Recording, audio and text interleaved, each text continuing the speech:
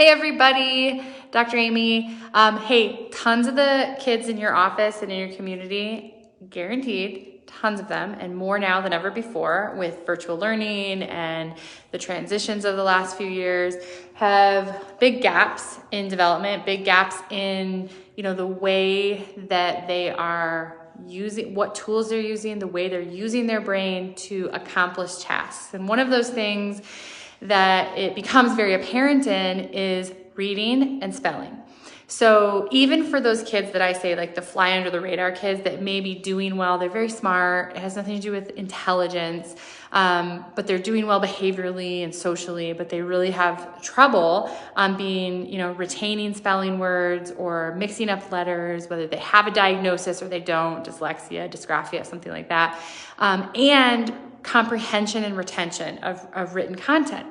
And so this becomes really apparent with initial introduction of sight words at kindergarten, and also really apparent, and we start to see kids really start to fall behind at about 3rd grade, 4th grade, because of the increase in academic demand in these areas at that time. And if we have a mismatch in ability of neurological and developmental readiness and the demand of the written content academically, then we're going to start to see big glaring challenges. And then we might start to see more neurobehavioral deflections start to happen, anxiety, avoidance behavior, these type of things. So super important. So 2 diagnostics that you can do just really quickly, whether you give it to the parent to do or you can do, would be this. So first, for the parent who's saying, my kid cannot remember their spelling words. They seem to get them at home and they get to school and they don't do well on the spelling test, or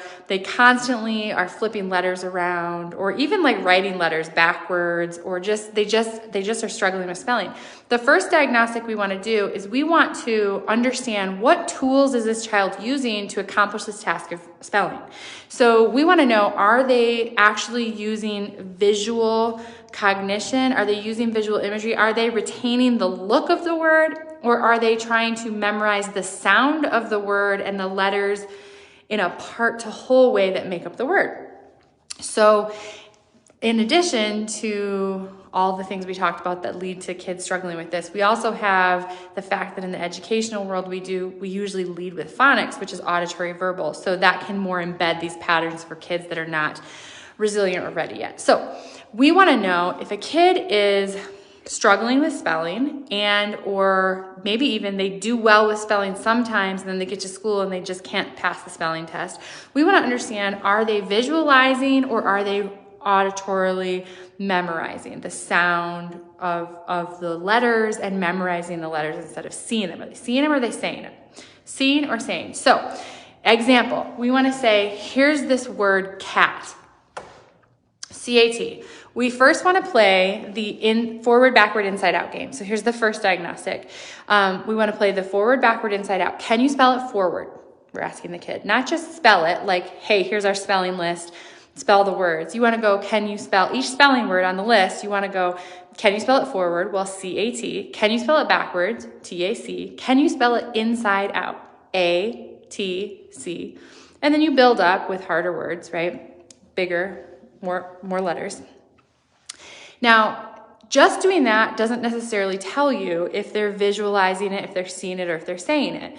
So we want them seeing it. And sometimes, especially really good embedded deflected processors, you'll think that they're seeing it. And parents will say, no, they're seeing it. They're not saying it. They're not saying it out loud. They're not going C-A-T, C-A, C to spell it backwards. So they're seeing it. But in reality, they're still struggling with retention. So my mind says they're probably not seeing it. And if they're seeing it, they're not seeing it and retaining it. So they're probably saying it. They're probably using auditory verbal. So what we want to do is say, hey, put some visual cues in this. So do something like this. And here's the word and say, show them, and then take it away and say, hey, which letter was a different color? So we have to see it to actually answer that question. Well, the kid who's not seeing it might not be able to answer that question. The kid who is might say A. And then you say, well, what color is it? Orange. So we need to figure out with our diagnostic questions quickly, what tools are they bringing to the dance of this spelling task, of this demand, which gives us information about how are they processing. And then if we as chiropractors can just use a little brain-based tip to help understand what a child is doing that might be leading to some of their challenges, then we can take that information, just understand it, do our chiropractic and brain-based exam and say, hey, we know that an altered neurological function, input, processing, output, impacts the way a child moves through development, which is our second question on our clinical exam, is, hey, what tools is this child using primarily to process their world, and what does that tell us about development? We know that in early life, we need primitive reflexes, and then gross motor and fine motor and auditory verbal and eye movements and visual cognition.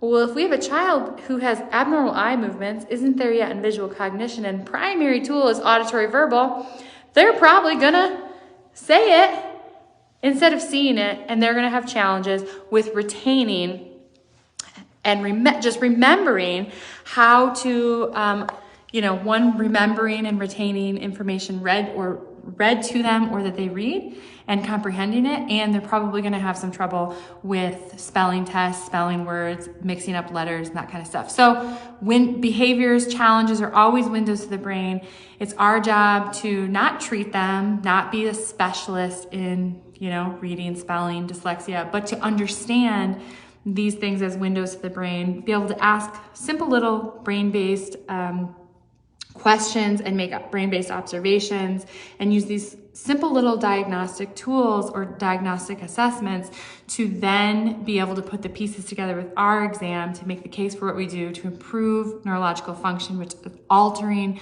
developmental trajectory and allow for the most efficient tools to be used and help these kids have a better expression of life and adults. All right, everybody, try that with your kid if you're having trouble, or if they're having trouble with retention, learning, sight words, spelling tests, any of that stuff.